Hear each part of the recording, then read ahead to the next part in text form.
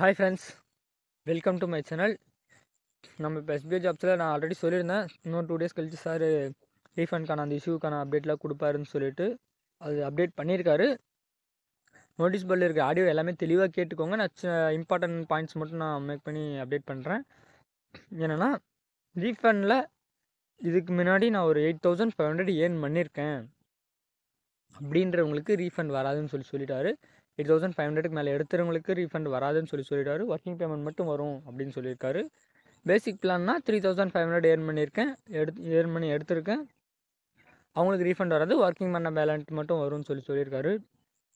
சரியாக பார்த்துக்கலாம். இதில் வந்து நீங்கள் அந்த 8,000 மேலே ஏர்ன் பண்ணி உங்களுக்கு ரீஃபண்ட் வராதுன்னா நீங்கள் ஒர்க் கண்டினியூ பண்ணுறதுனால பண்ணிக்கலாம்னு சொல்லிட்டார் சார். நான் தெளிவாக பார்த்துக்கோங்க. ஃபார்ம் வந்து மேக்ஸிமம் எனேபிள் பண்ணி குறிப்பிட்ட டேஸ் தான் வேலிடிட்டி இருக்குன்னு சொல்லியிருக்காரு. ஒரு மேக்ஸிமம் 5 to 6, 10 எந்த ரேஞ்ச் வைக்கிறாங்கன்னு தெரியல. அது சார் அப்டேஷன்ஸ் கொடுப்பாரு. அதுக்குள்ளே ஃபார்ம் ஃபில் பண்ணிங்கன்னா மட்டும்தான் உங்களுக்கு அமௌண்ட் வரும்னு சொல்லியிருக்காரு.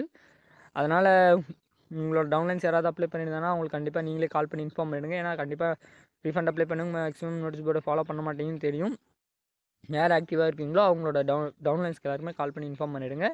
இன்னொன்று என்னென்னா, இப்போ வித்ட்ரால் பற்றி சொல்லியிருக்காரு. வித்ட்ரால் என்னென்னா, நான் 7,000 எடுத்திருக்கேன், 7,000 மேலே எடுத்திருக்கேன், எஸ்பிஓ கிரெடிட்டட் வேல்யூவில் 7,000 மேலே என்கிட்ட இருக்குது அப்படின்னா 2,500 rupees ஒரு கிட் ஒன்று ரெடி பண்ணுறாங்க. அந்த கிட்டு கம்பல்சரி பர்ச்சேஸ் பண்ணி ஆகணும். இது வந்து இதுக்கு போது கண்டினியூ பண்ண போகிறவங்களுக்கு தான் ரீஃபண்டு. இப்போ ஒர்க் பண்ணாத ரீஃபண்ட் வாங்குறவங்களுக்கு கிடையாது, கண்டினியூ பண்ணி ஒர்க் பண்ண போகிறவங்களுக்கு மட்டும்தான் இது.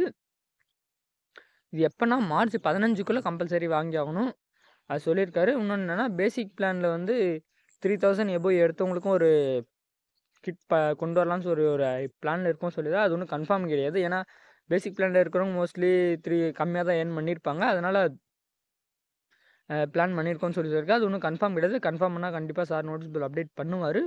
தெளிவாக பார்த்துக்கோங்க. இன்னொன்று என்னென்னா, இந்த பைமோட்டில் கூப்பன் பர்ச்சேஸ் பண்ணியிருக்கோம் பார்த்தீங்களா, அவங்களும் பர்ச்சேஸ் பண்ணமான்னு ஒரு கேள்வி வந்திருக்கு. அதுக்கான ஆன்சர் வந்து சார் மண்டேக்கு மேலே சொல்கிறேன்னு சொல்லியிருக்காரு. அதுவும் அப்டேட் பண்ணுவார், கன்ஃபார்ம் பண்ணிவிட்டு என்ன இதுன்னு சொல்லிட்டு.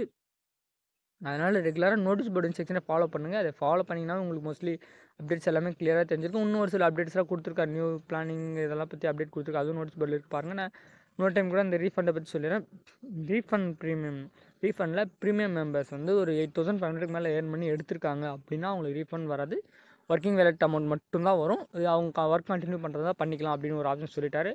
இன்னொன்று என்ன, பேசிக்லேயே காமனாக எல்லாமே வந்துடும். 2,000க்குள்ளே என்ன பிளானில் அவங்க ஜாயின் பண்ணியிருந்தோம் ஸ்டார்டிங்லேருந்து, அந்த 2,000 பிளான் ஜாயின் பண்ணியிருப்போம் பார்த்தீங்களா, அவங்களுக்கு 3,500 அப்படின்னு சொல்லிட்டாரு. அந்த அமௌண்ட்டு மேலே ஏர்ன் பண்ணியிருந்தாங்கன்னா அவங்களுக்கு ரீஃபண்ட் வராது, ஒர்க்கிங் பண்ண அமௌண்ட் மட்டும் வரும். சிம்பிளாக சொல்லி முடிச்சிட்டாரு.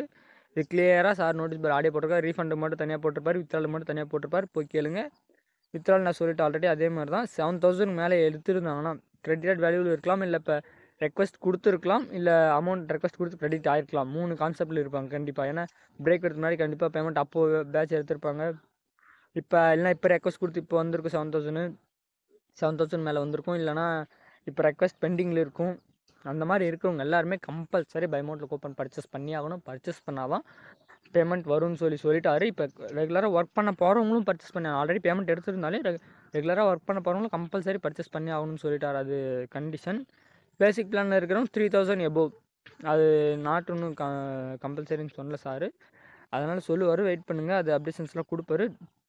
அது பைமோட்டில் இன்னொன்று என்னென்னா, அந்த 2,500 இந்த ப்ராடக்ட் பர்ச்சேஸ் பண்ணுறது ஆட்டோமேட்டிக்காக அது கம்பெனி இதில் நம்மளோட வேலட்லேருந்து எடுத்து கொடுத்தா இன்னும் ஈஸியாக இருக்கும்னு சொல்லியிருந்தாங்க. அதுக்கும் சார் அப்டேஷன்லாம் கொடுப்பார். என்னதுன்னு அது பண்ணும்போது அப்டேஷன்ஸ் கொடுப்பாரு. நம்ம ப்ராடக்ட்டு அது மோஸ்ட்லி ஆல்ரெடி சேஞ்சஸ்னா சார் நம்மளுக்கு நோட்டீஸ் போர்டில் அப்டேட் பண்ணுவார். அதில் ஏதாவது ஒரு சில சேஞ்சஸ்லாம் இருந்துச்சுன்னா கண்டிப்பாக சேஞ்சஸ் பண்ணி கொண்டு வர சொன்னால் அதுக்கு தகுந்த மாதிரி மூவ் பண்ணி கொண்டு வருவாங்க.